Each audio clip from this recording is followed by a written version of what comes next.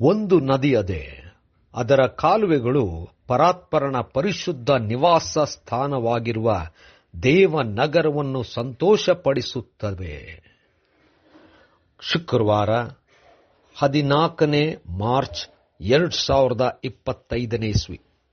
ಈ ದಿನದ ವಾಕ್ಯ ಧ್ಯಾನಕ್ಕಾಗಿ ನಾನು ಆರಿಸಿಕೊಂಡಿರುವಂಥ ವೇದ ಭಾಗವು ಯೆಶಾಯನ ಪ್ರವಾದನ ಗ್ರಂಥ 36ನೇ ಅಧ್ಯಾಯದ 16ನೇ ವಚನ.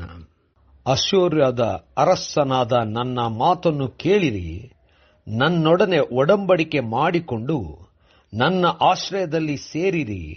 ನಿಮ್ಮಲ್ಲಿ ಪ್ರತಿಯೊಬ್ಬನೂ ತನ್ನ ತನ್ನ ಅಂಜೂರದ ಮರ, ದ್ರಾಕ್ಷಾಲತೆ ಇವುಗಳ ಹಣ್ಣುಗಳನ್ನು ತಿಂದು ತನ್ನ ತನ್ನ ಬಾವಿಯ ನೀರನ್ನು ಕುಡಿಯುವನು ಎಂಬುವಂಥದ್ದೇ. ಕರ್ತನಲ್ಲಿ ಪ್ರೀತಿಯುಳ್ಳ ದೇವ ಜನರೇ, ಶುಭೋದಯ. ದೇವರನ್ನು ನಂಬುವಾಗ ನಿತ್ಯಕ್ಕೂ ದೇವರು ಆಶ್ರಯವಾಗಿದ್ದಾನೆ. ಲೋಕದಲ್ಲಿ ಯಾವ ವ್ಯಕ್ತಿಯಾಗಲಿ ಯಾವ ಶಕ್ತಿಯಾಗಲಿ ನಮ್ಮನ್ನು ಎಲ್ಲ ಕಾಲದಲ್ಲೂ ಕಾಪಾಡಿ ಸಂರಕ್ಷಿಸಲಾರದು. ದೇವರ ನಾಮಕ್ಕೆ ಸ್ತೋತ್ರ ಉಂಟಾಗಲಿ. ಕರ್ತನಲ್ಲಿ ಪ್ರಿಯರೇ, ಈ ವಾಕ್ಯ ಧ್ಯಾನ ಮಾಡೋಣ. ಈ ದಿನದ ವಾಕ್ಯ ಧ್ಯಾನದ ಶೀರ್ಷಿಕೆ ದೇವರನ್ನು ನಂಬೋಣ, ಮನುಷ್ಯರನ್ನಲ್ಲ.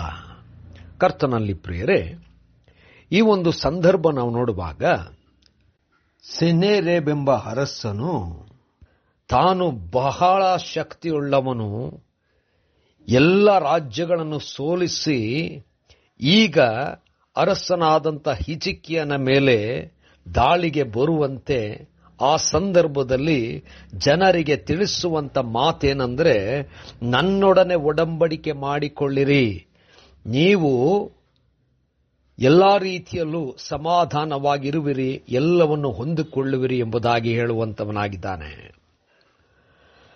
ಹಿಜ್ಕೀಯನಾದರೂ ಇಸ್ರಾಯೇಲ್ ದೇವರನ್ನು ನಂಬುತ್ತಾ ದೇವರ ಕಡೆಗೆ ಮೊರೆ ಇಡಲು ಹೋಗುತ್ತಿದ್ದನು. ಸೆನೆಕೆರಬನ ಅರಸನು ಹಿಜ್ಕೀಯನಾಗಲಿ ತಾನು ನಂಬುವಂತ ದೇವರನ್ನಾಗಲಿ ನಂಬಬೇಡಿರಿ ಎಂಬುದಾಗಿ ಹೇಳುವಂತವನಾಗಿದ್ದಾನೆ.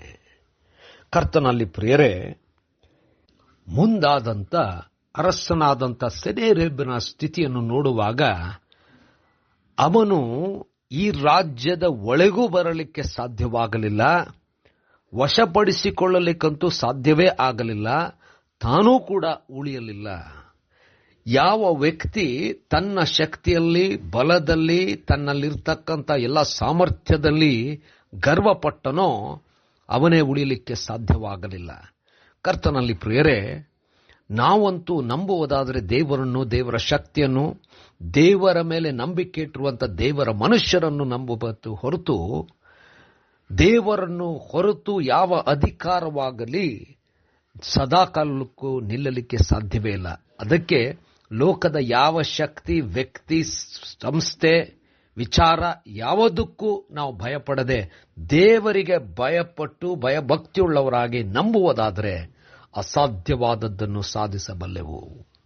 ಕರ್ತನೇ ದಯಮಾಯ ಸ್ವಾಮಿ, ನಿನ್ನನ್ನು ನಂಬುತ್ತೇವೆ. ಪರಿಸ್ಥಿತಿಗಳೆಂಥದ್ದಾಗಿದ್ದರೂ ನಿನ್ನನ್ನು ನಂಬಲಿಕ್ಕೆ ಬಲವನ್ನು ಕೊಡು. ಯೇಸುವಿನ ನಾಮದಲ್ಲಿ ಪ್ರಾರ್ಥನೆ ಬೇಡಿದೆವು ತಂದೆಯೇ, ಆಮೆನ್.